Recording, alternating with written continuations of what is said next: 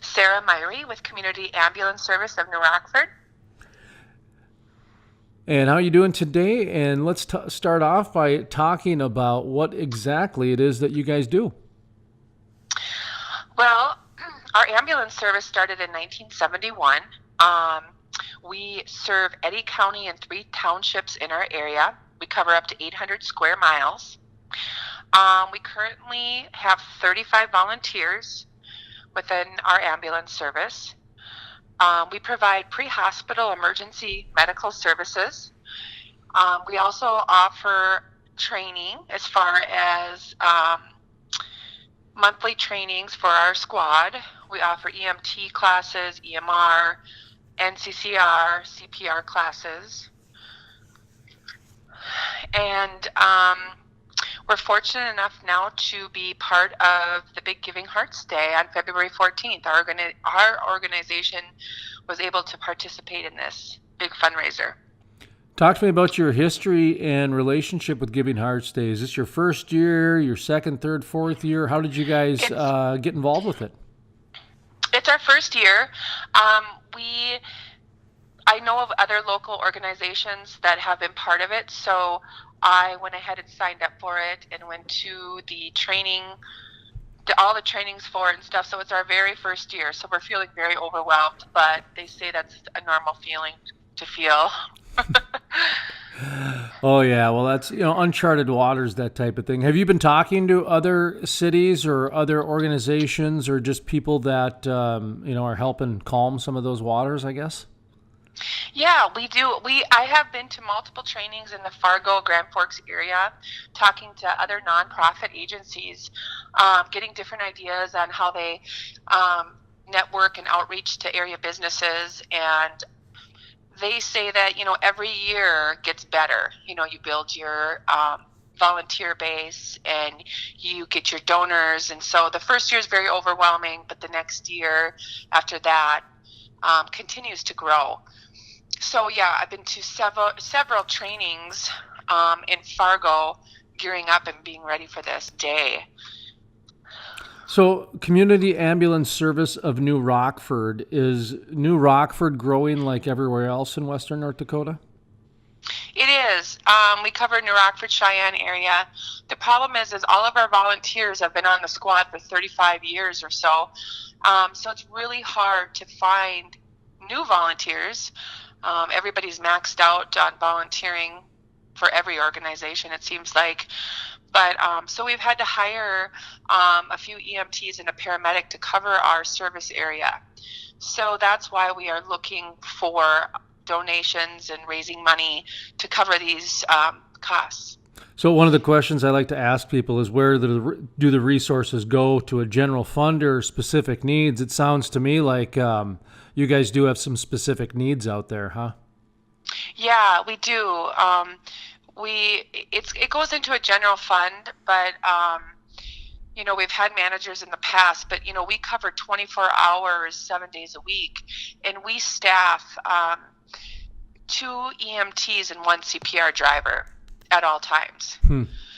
By state law, you're only required to have 1 driver and 1 EMT, but we never want to throw anybody in the back of a rig by themselves, because we don't have the call volume like, say, Bismarck or Fargo does. Yeah, I get that. Talk to me a little bit about the challenges that you guys have. You've mentioned a few, and the way I want to phrase this is, when you look at different emergency responders and that type of thing, take like the police department, and generally they're pretty well funded in the grand scheme of emergency services. When you do the flip side of, say, firefighters, where 85% of firefighters in America are volunteer. And you just mentioned the word volunteer multiple times, and you guys are like a community ambulance service. So talk to me a little bit about the funding and some of the challenges and just that whole emergency services industry, because I don't think people understand, when you start getting out of cities, it's mostly volunteer. Well, that's correct. we have calls that are 20 miles away from us. Our nearest hospital is 15 miles away. One of the biggest challenges this year we were facing is our state funding got cut tremendously. We used to get like $150,000 a year, and it went down to like 30,000. And what the state wants us to do is all these little ambulance services join forces with the hospitals. And that's a huge issue here in the New Rockford Cheyenne area because of our service area. And if we depended on Carrington Hospital to be there, it would take close to an hour. So, anyways, the state is revisiting all of this because if we end up doing that, the time response for a real emergency would be the person probably wouldn't survive, especially in a cardiac situation.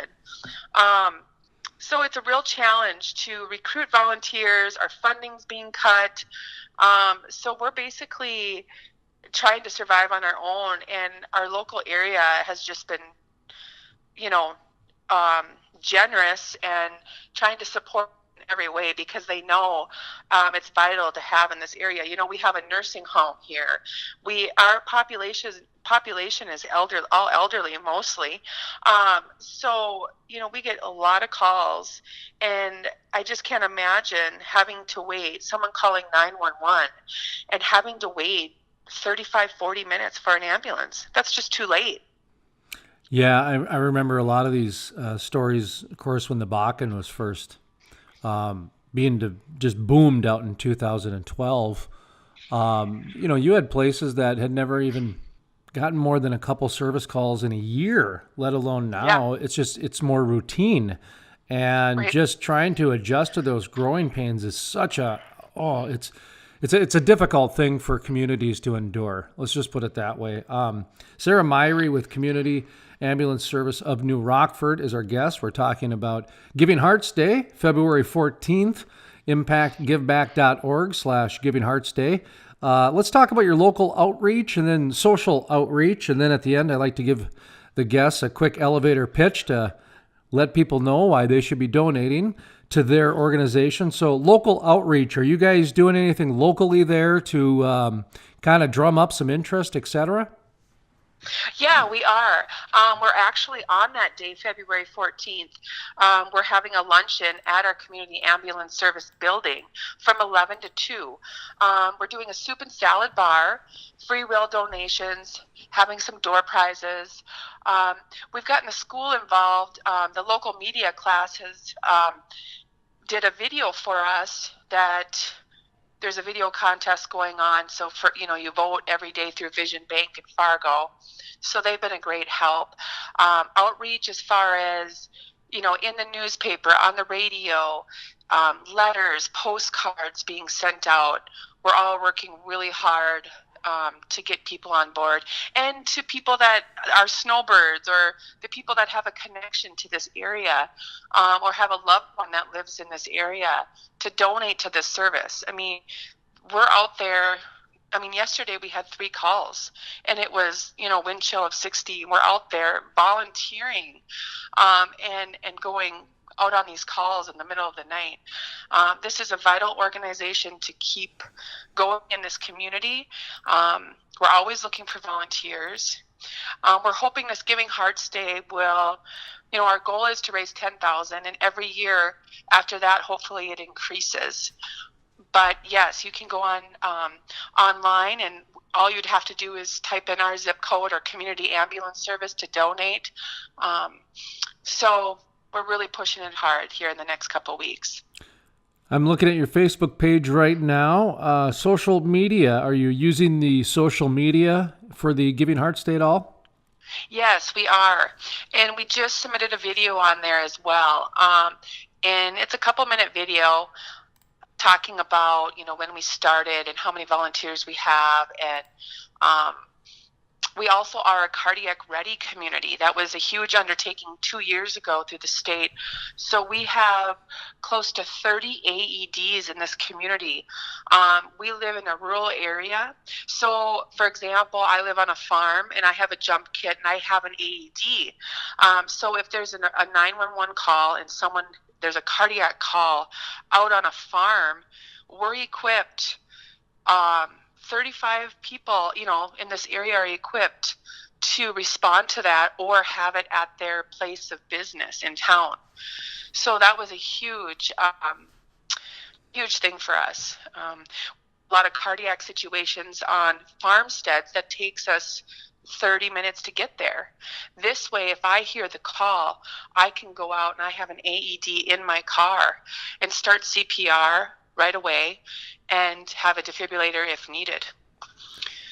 So wrapping up here, Sara Myhre, Community Ambulance Service of New Rockford, Giving Hearts Day, February 14th. Why should people give to your organization? Kind of give them that nice elevator pitch on why people should be donating to your cause. Well, think about what your situation would be if you had to call 911 and no one showed up. I mean, that's what I tell people.